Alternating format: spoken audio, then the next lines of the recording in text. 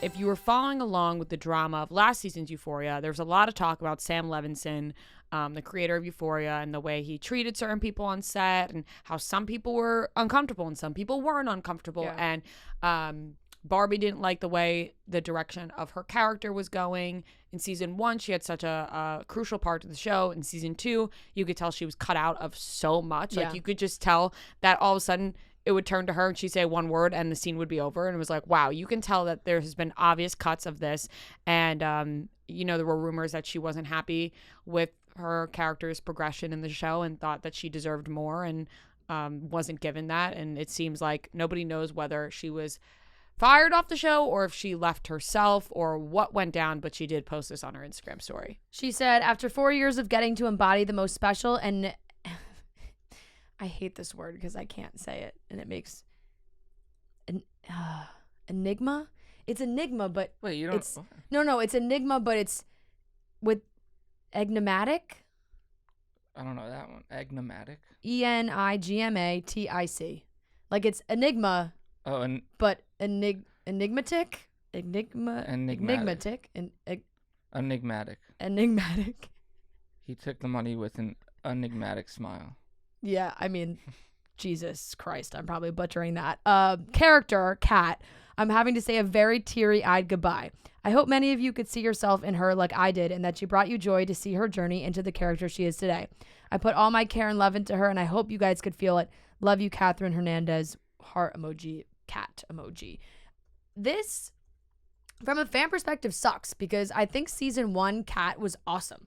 I loved her storyline. I thought it was great, and then because of what we all heard rumor-wise of her battling with Sam Levinson about certain creative decisions, she was definitely pushed out a little bit, and maybe it just got to the point where they were both like, we can't work together anymore, so this isn't going to work. So I'm interested to see what they do with her character, where they say she is, or if she's gone, or what happens to her, because she's a main character. Like, it's not just some...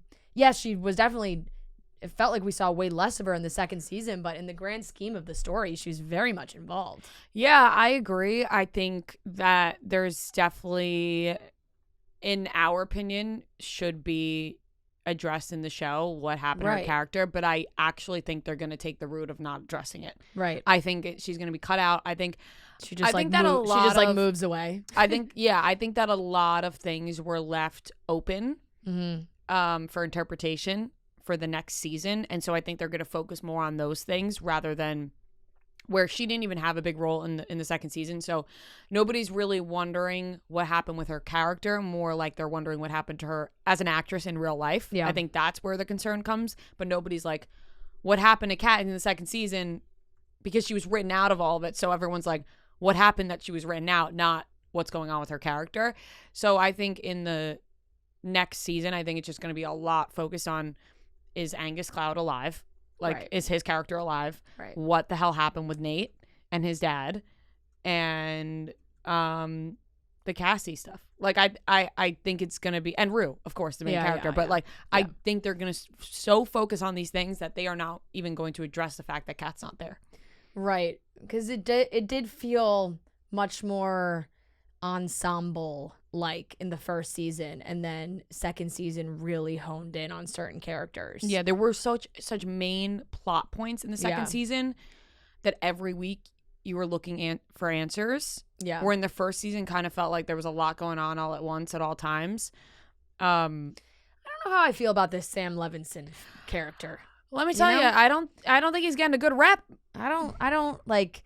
Yes, you've created an amazing show, but to see the response to a actor disagreeing with the way her character storyline is happening, to then have that result in, well, we'll just cut her scenes and now she's just off the show. It just feels a little icky, like there's just more that happened behind the scenes. Yeah, I agree with that. I think that sometimes also somebody can work really well with one person and cannot work really well with another. So maybe the experience that Sydney Sweeney has with Sam Levinson is fine and she has no problems with the way he treats her or whatever, whereas Barbie Ferreira, her working relationship with Yeah. Sam Levinson isn't like that, and so I think that it could be said for both things, but obviously when you hear the bad work relationships, you're like,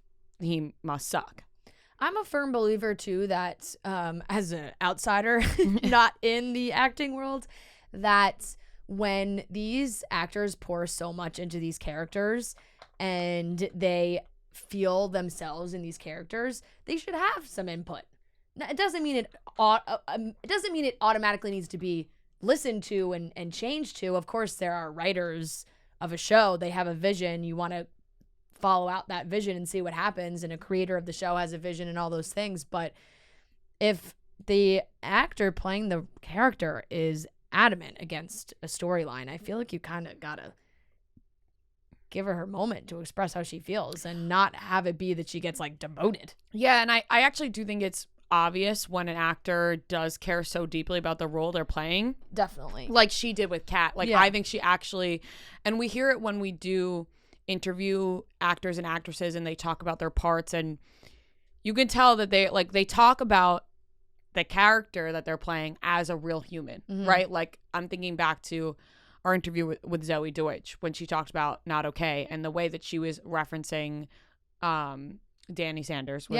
She was talking about, like, this is how Danny feels, and like, so they like really immerse themselves in that character.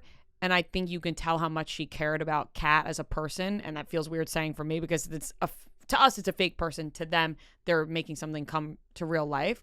So I think it's sad because I think people really do love her. The outrage was unreal. I don't know if you saw it, but it was like truly people were coming for Sam Levinson's neck.